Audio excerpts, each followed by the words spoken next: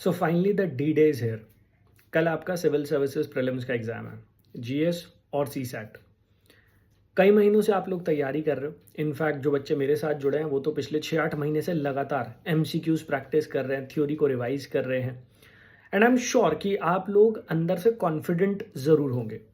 हाँ, थोड़ी बहुत नर्वसनेस होगी, थोड़ी घबराहट हो रही होगी, डर लग रहा होगा, बट दैट्स नेचुरल, वो बहुत नॉर्मल है। जब भी हम कोई बड़ा एग्जाम देने जाते हैं उससे पहले हम नर्वस फील करते हैं। याद कीजिए, 10th का बोर्ड एग्जाम दिया था, 12th का बोर्ड एग्जाम दिया था। इनफैक्ट स्टार्टिंग में कॉलेज के जब हम एग्जाम दिया करते थे तो घबराहट हुआ करती थी। इट इज़ नथिंग न्यू, वो होने वाला। और ये तो एग्जाम इतना बड़ा है, इसका ऑरा इतना बड़ा है कि वो बच्चा नर्वस रहता है। बट ट्रस्ट में, अगर आपने अच्छे से तैयारी की है तो कल पेपर चाहे मुश्किल ही क्यों ना आ जाए, आप उस पेपर को बहुत अच्छी तरीके से हैंडल कर पाएंगे। देखिए, ये कहा जा रहा है कि 2023 का पेपर अभी तक का, रीसेंट ईयर्स का सबसे डिफिकल्ट पेपर था। लेकिन इसके बावजूद बहुत सारे बच्चों ने प्रीलिम्स क्वालिफाई किया था। क्या उस साल सिलेक्शन नहीं हुए? हुए थे ना। तो पेपर अगर डिफिकल्ट भी आता है तो भी you are well prepared to handle it, क्योंकि आपने पढ़ाई की है, आपका कोर, आपके बेसिक्स स्ट्रांग है। लेकिन इतना ज़रूर रिमाइंड कराना चाहूँगा कि एग्ज़ाम हॉल में बैठ के बहुत ज़्यादा नर्वस फील मत करना, बहुत ज़्यादा अपने ऊपर शक मत करना। क्योंकि क्या होता है कि कई बार डिफ़िकल्ट क्वेश्चंस जब हमारे सामने आते हैं तो हमें ऐसे लगने लग जाता है कि यार मैंने शायद उतनी अच्छे से तैयारी नहीं की है। नर्वसनेस बढ़ने लग जाती है और इसी एंग्जाइटी और नर्वसनेस की वजह से हम मिस्टेक्स कर देते हैं। इतना याद रखिएगा, 100 के 100 क्वेश्चन तो आप जीएस के पेपर में अटेम्प्ट वैसे भी नहीं करेंगे। और सीसेट में 80 क्वेश्चन आएंगे, वहां पर भी सारे क्वेश्चन अटेम्प्ट नहीं करने। जीएस की अगर मैं बात करता हूं तो 75 to 80 क्वेश्चंस अगर आपने अच्छे से अटेम्प्ट कर लिए तो आप प्रीलिम्स क्वालिफाई कर जाएंगे। क्योंकि पिछले 6-7 साल में अगर आप देखोगे तो यूपीएससी प्रीलिम्स की कट ऑफ 100 पार नहीं गई है। 2023 का पेपर डिफिकल्ट था तो 2024 तो इजी था, लेकिन फिर भी वो कट ऑफ 90 भी टच नहीं कर पाई। ये इस बात को दिखा रहा है कि यूपीएससी हर साल अपने पैटर्न में कुछ ना कुछ चेंज लेकर आती है और उस चेंज की वजह से वो कट ऑफ 100 भी टच नहीं कर पाती है।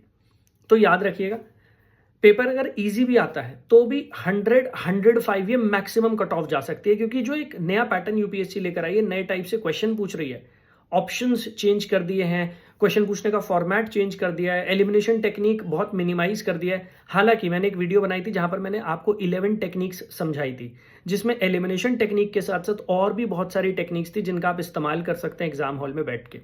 अगर आपने वो वीडियो नहीं देखी है तो चैनल पर अभी चले जाइएगा, वहां पर वीडियो मौजूद है, उस वीडियो को देख लीजिएगा। 11 ट्रिक्स हैं, 11 टेक्निक्स हैं, वो आपके बहुत काम आएंगी।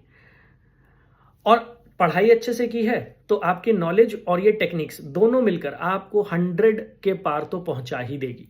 तो पेपर अगर डिफिकल्ट भी आता है तो भी हमें ये याद रखना है, खुद को ये भरोसा दिलाना है, रिमाइंड कराना है कि भाई 100 क्वेश्चंस तो मैं करने ही नहीं आया था। मेरा टारगेट क्या था? 75 to 80 क्वेश्चंस, मैक्सिमम 85 क्वेश्चंस मैं अच्छे से अटेम्प्ट कर लूं, और इतने तो डिफिकल्ट पेपर में भी मैं कर पाऊंगा।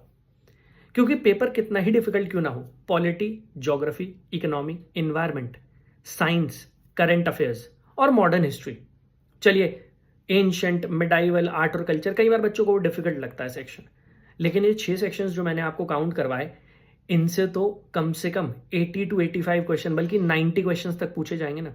और इसमें भी अगर मैं ईजियर सेक्शन की बात करता हूं, polity, geography, economy, environment, current affairs and then science, इससे कुल मिलाकर 75 to 80 क्वेश्चंस तो आएंगे। अब 75 to 80 क्वेश्चंस में कम से कम नहीं तो 40-45 क्वेश्चन तो ऐसे मिल ही जाएंगे आपको जो आप अच्छे से अटेम्प्ट करोगे। और अगर 40 क्वेश्चंस भी एक्यूरेसी के साथ अटेम्प्ट करते हो तो भी 80 मार्क्स स्कोर कर सकते हो। और उसके बाद ये जो 20, 25, 30 मार्क्स तक का सफर होता है वो हम टेक्निक्स के थ्रू, एलिमिनेशन टेक्निक्स जैसे, उसके थ्रू पूरी कर लेते हैं। तो याद रखना, पेपर डिफिकल्ट क्यों ना आ जाए, आप उस पेपर के लिए तैयार हो।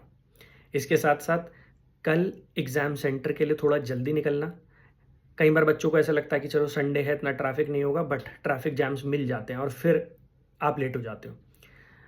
आपकी इंस्ट्रक्शंस में मेंशन किया गया, एडमिट कार्ड को भी आप देखेंगे तो उसमें मेंशन किया गया कि 9:30 बजे का अगर पहला एग्ज़ाम है तो 9 बजे आपको एग्ज़ाम सेंटर पर पहुंचना है।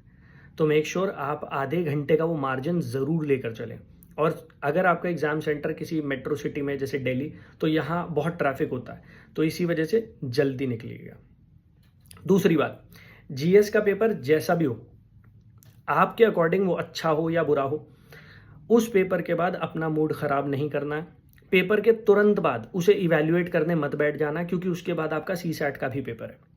कई बार ऐसा होता है कि हमें लगता है कि हमारा पेपर अच्छा नहीं हुआ, क्योंकि हमारी जो एक्सपेक्टेशन थी खुद से, अपनी तैयारी से, वो बहुत ज़्यादा थी। तो हमें ऐसा लगता है कि वो पेपर अच्छा नहीं हुआ, और इसी वजह से हम सीसैट का जो पेपर है उसको ख़राब कर देते हैं। आपने पेपर दे दिया है, अच्छा बुरा हम शाम को देखेंगे। हम एग्ज़ाम के तुरंत बाद ये नहीं इवैल्यूएट करने लग जाएंगे कि मेरा स्कोर कितना बैठ रहा होगा, क्योंकि अभी एक और एग्ज़ाम है सीसैट का। और अगर मैं जीएस के मार्क्स तभी लगाने लग जाऊंगा एग्ज़ाम सेंटर से बाहर निकलते ही, अगर मुझे ऐसा लगा कि नहीं मेरा पेपर उतना अच्छा नहीं गया है, तो शायद मैं अपना सीसैट का पेपर ख़राब कर लूँगा, और मैं वो नहीं चाहता। करेक्ट? तो हम क्या करेंगे, हम जीएस का पेपर दे आएंगे, एग्ज़ाम हॉल में ही सारी नर्वसनेस, सारी टेंशन, जो भी इमोशंस है उसको छोड़ के आएंगे। वापस आने के बाद अपना लंच कीजिए, रेस्ट कीजिए, उसके बाद 2:30 से 4:30 आपका सीसैट का पेपर है, उसको अच्छे से अटेम्प्ट कीजिए, सारा फोकस सीसैट पर रखिए। अब एक बार सीसैट का पेपर हो जाएगा 4:30 बजे, उसके बाद आप अपने मार्क्स इवैल्यूएट करना शुरू कर देना। तो उससे पहले मत करना, अदरवाइज कई बार ऐसा ही होता है कि हमारा पहला पेपर अच्छा नहीं गया तो हम दूसरा भी ख़राब कर लेते हैं। We do not want that. और पहली बात तो है, हमारा पेपर तो अच्छा ही जाने वाला है, ठीक है। सो बी कॉन्फिडेंट, अपनी तैयारी पर भरोसा रखिए, अपने ऊपर भरोसा रखिए, ऊपर वाले पर भरोसा रखिए। तैयारी अच्छे से किया तो वो रिजल्ट भी अच्छा देगा आपको। All right, wish you all the very best. और हाँ, एग्ज़ाम सेंटर के लिए निकलने से पहले जो मैंने एक चेकलिस्ट बताई है, वीडियो चैनल पर अवेलेबल है, उस चेकलिस्ट को ज़रूर देख लेना।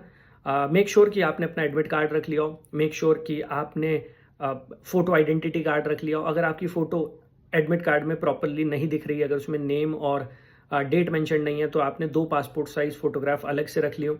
इसके साथ साथ 2 या 3 ब्लैक बॉल पॉइंट पेन लेकर जाइएगा, क्योंकि उसी के थ्रू आप ओएमआर शीट पर मार्क कर सकते हैं। एंड देन ऑफ कोर्स एक नॉर्मल वॉच लेकर चले जाइएगा, जिससे आप टाइम को मैनेज कर पाएँ, टाइम देखते रहें। और वाटर बॉटल ज़रूर कैरी कीजिएगा। हो मोस्ट प्रॉब्ली अगर आपके पास ट्रांसपेरेंट वाटर बॉटल है तो उसे ले जाइएगा, अदरवाइज बाहर से आप एक पेट बॉटल परचेज कर सकते हैं, बिस्लरी, एक्वाफिना, जो भी आपको परचेज करना है आप वो परचेज कर सकते हैं, उसको अपने साथ एग्जाम हॉल में कैरी कर सकते हैं। एक्सपेंसिव गैजेट्स मत लेकर जाइएगा, क्योंकि वहाँ पर रखने की स्पेस नहीं होती, जगह नहीं होती। अगर वो रखवा भी लेते हैं उन गैजेट्स को, तो उनकी कोई गारंटी नहीं होती कि अगर वहाँ से चोरी वोरी हो गए, वो उस चीज़ की गारंटी नहीं लेंगे। तो अवॉइड कीजिएगा एक्सपेंसिव गैजेट्स ले जाना। All right, once again wish you all the very best. बढ़िया से एग्जाम देकर आना, भरोसा रखो अपने ऊपर, अपनी तैयारी के ऊपर, सब बढ़िया होगा। जय हिंद।